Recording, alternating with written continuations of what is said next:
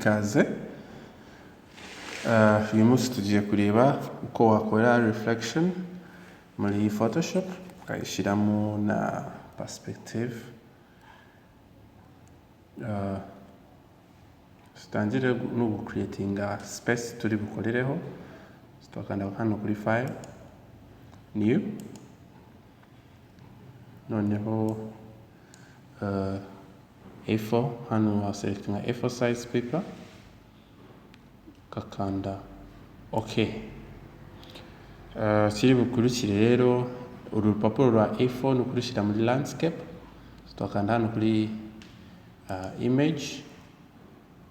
image rotation, tugende kuri 90 degrees clockwise. Rero twakora text. So text yacu tugiye kwishyira kuri iyindi layer. Hano creating a new layer. Tukande kuri type tool.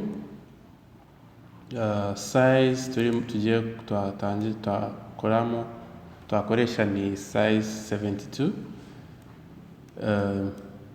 Myriad Pro font muri bold.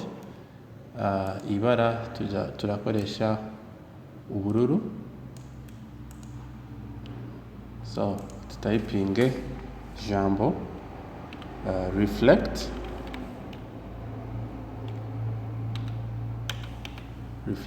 then and enter. Noneho tugiye kongera size. So size transforminga hano wagenda kuri edit, then na kuri free transform. Noneho kanda hano mu mpande hano cyangwa se hano kongera size. Okay, kakanda OK. Noneho ubu ngubu twakora copy iyi text. So copy twafata hano tukamanura kuri new layer. So iyi layer tuba twayikozemo copy. Rero iyi copy tukagenda hano kuri edit, then tukagenda hano kuri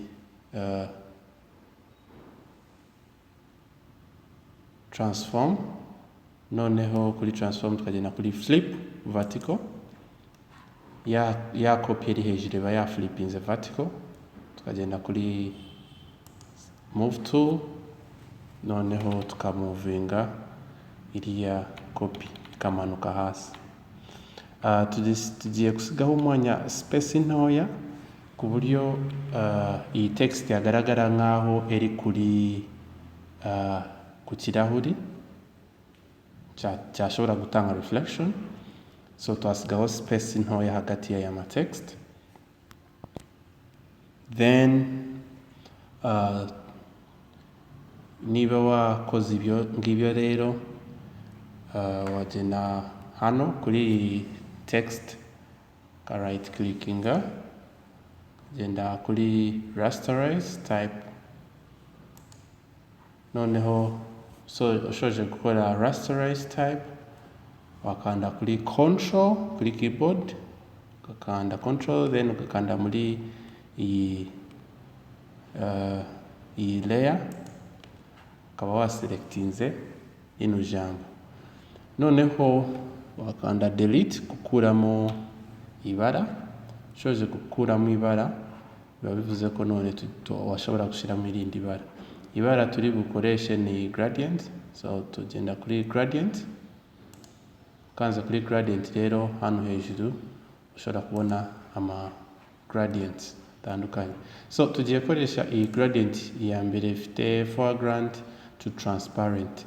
Uvuga ngo bifite ibara rimwe handi hari transparent. So hano harimo ubururu tuhakoresha burimo hano. Okay, na nahangaha ukanzaho kabiri wa making sure ko uri mukoresha buno ubururu, then okay. So kanze OK, waba noneho ushobora gushyiramo iriya gradient.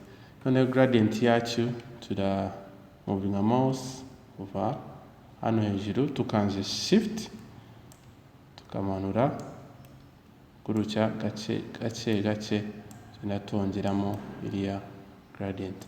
So ntabwo ugomba gushyiramo nuza nyinshi kubera ko reflection ntabwo yawe igomba kugaragara cyane. So nusoza rero iyi selection wagenda hano muri select ugakora deselect ukuramo ya selection. Ubu ngubu murabona ko harimo gradient ariko iri thick cyane. So ushobora kongera ukora kwa kundi kuntu tuba twakoze na control then ukagabanya selection iyi gradient cyangwa se ukagenda kuri iyi layer ukagabanya opacity ya iyi reflection. Noneho turashyiraho reflection itagaragara cyane wenda gutyo. Rero ubu ngubu ikintu turi bukore ni uguselectinga iyi layer original na copy layer byose tukakanda Ctrl E. Ubu ngubu ibi ngibi ko bifatanye tuhagenda noneho kuri hano kuri edit. After edit tukanda kuri transform then kuri transform tukagenda kuri perspective.